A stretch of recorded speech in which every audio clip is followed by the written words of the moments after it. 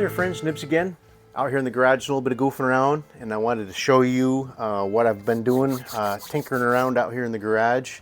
Let me set this off to the side. I'm modifying a bipod here for this gun here too, but for now we are going to talk about, first of all, I installed the Buck Rail kit on this Crosman Icon, and I am really liking this.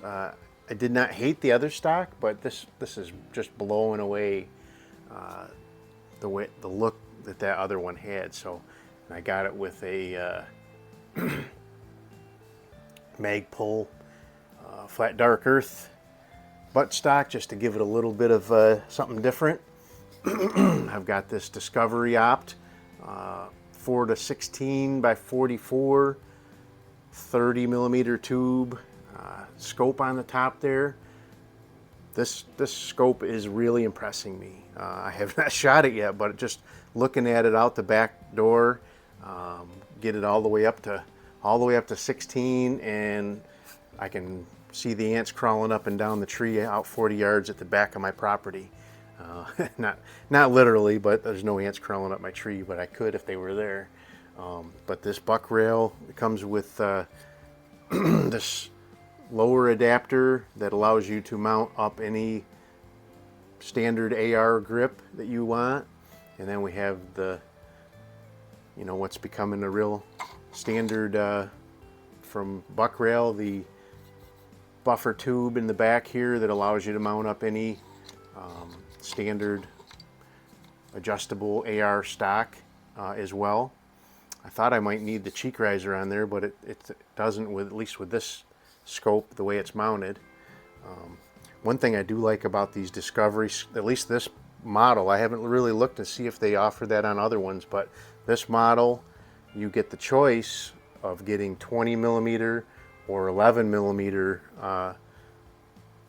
scope rings, which if you've ever tried to order 30 millimeter scope rings that fit on a 11 millimeter dovetail, they're few and far between. They're out there, but they are not cheap. So that was a really nice, but I did also get the optional barrel band with the Picatinny adapters on the front, so I can mount up. I'm working on a bipod. I want to do some adjustments to that, and then I finally have this barrel comes from Crosman, tapped already for 1/2 by 20 threads. I decided to leave the front sight off. You have to take the front sight off to get the barrel band on anyway. So I decided to leave that off just to give it a nice clean look. I had to take the rear sight off anyway to mount the scope up. So, but the last thing we're going to do today is I did do, so this has the infamous Crosman Trigger that is, this one's not horrible. It was like, I got a picture right here, it was like 3 pounds 9 ounces, but it's pretty long and creepy and kind of gritty feeling. Not terribly heavy. 3 pounds is not too bad, but we're gonna go ahead and install one of these RC bearings. I've shown this before a couple times.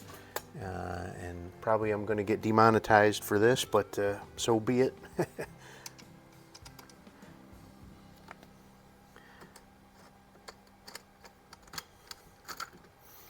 I've been doing a lot of how-tos, and it's really been going pretty good, and just all of a sudden, out of the blue, YouTube decided that they're going to start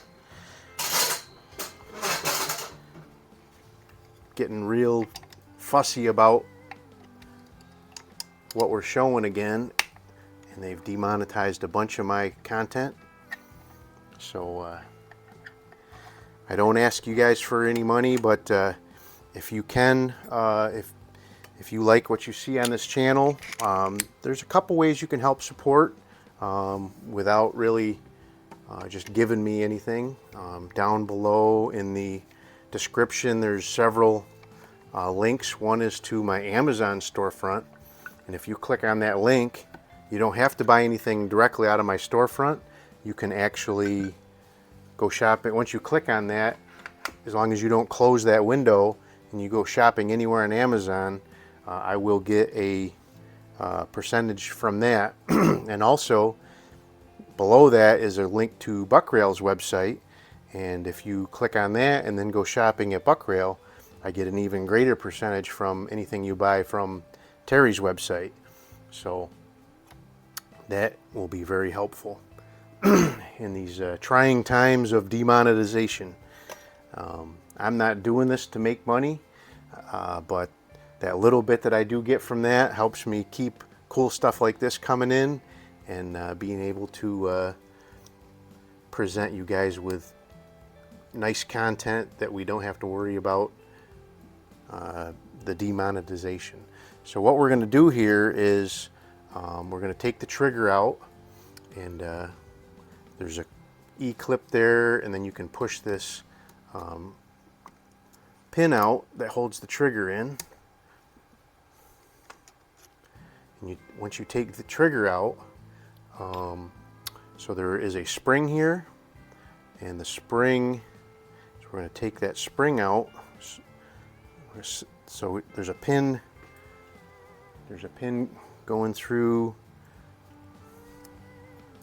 right here, and we're going to reuse that pin, but you got to take that pin out, and then there's another little pin right there, and we're going to push that out, and that's going to take that spring out. We don't need that spring, and we don't need that little pin in there. So now we have everything out of the trigger. And I read a lot of people saying this is not a good mod, but I've done it on a number of my guns already, and it is an absolute game changer as far as this trigger goes.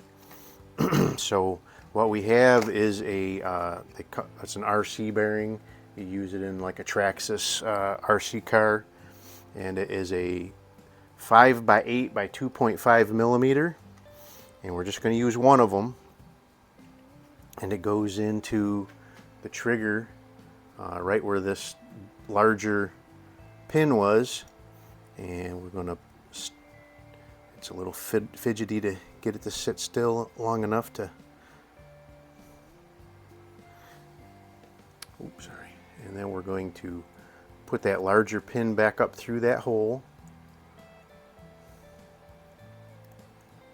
and it fits nice and snug around that pin, and it's as simple as that. And now we're going to, so now I have it so that there's actually a slot in the side of the trigger housing that you can't put the trigger back in if you got that pin going through the wrong way. So now we're going to put that smaller pin back in that we pulled out originally.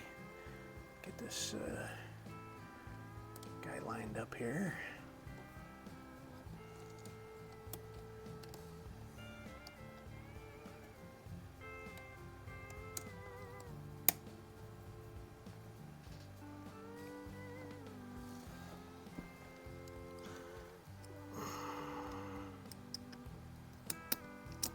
Goes. All right.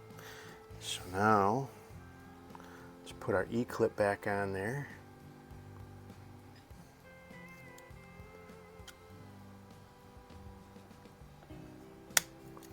Okay. So now let's test it. The gun has been verified to be clear. So pull it back and cock it, and I can tell already it's very nice, but let me get my trigger gauge out, and we will verify that.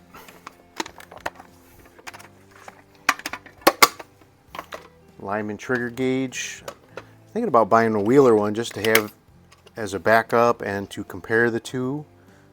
This Lyman's been very, very reliable. Seems very accurate. I really don't have a lot to compare it to, but so let's see. We're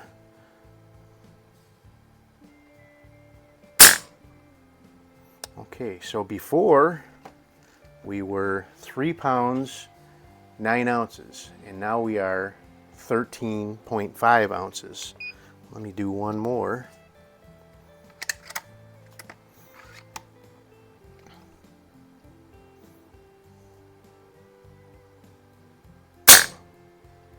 All right, so that one was 15.7 ounces. So that gives us an average. Oh, that's not right. So I zeroed it when it was already showing 0.8, so that really threw it off. So we had about an average of about a 14-ounce trigger. Very awesome. So now let's put this all back together, and then we'll just do a wrap up here. So this Buck Rail stock, the trigger guard portion reuses the stock Phillips head screw for the front screw, and then they provide a 4mm, I can't remember what size the actual. All right, so you don't want to tighten either one of the screws down until you got both of them started in the threads. Sorry if I got you guys out of view here. Let me.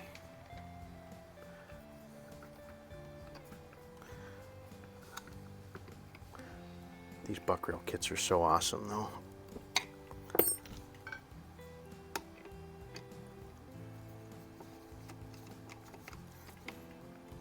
I have a pre-production set for the Icon coming even as we speak. Should be here. Today is Thursday, the 14th of September. And according to the tracking, it's supposed to be here Saturday, which is 2 days away. So there we go. That is the very easy. Oh yeah, that's nice.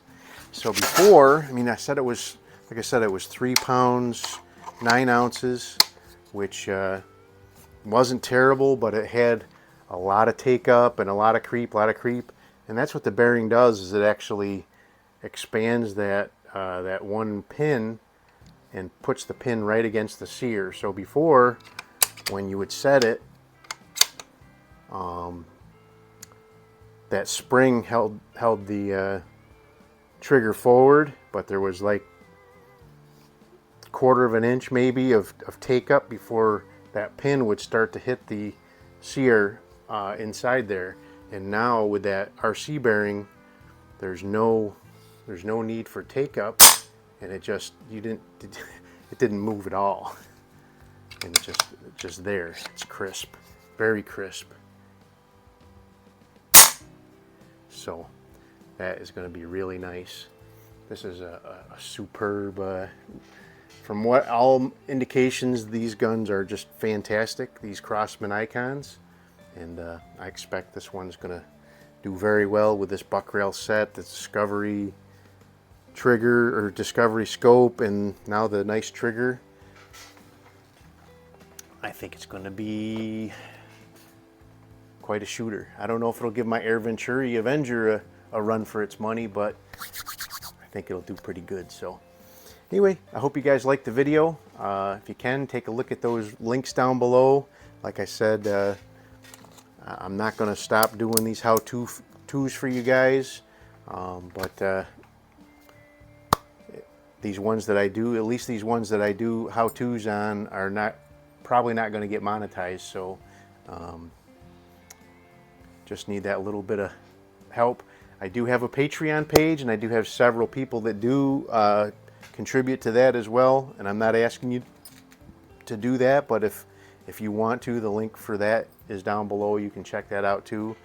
I've really been focused on keeping everything on public airwaves, so to speak, and not do any kind of behind the scenes stuff.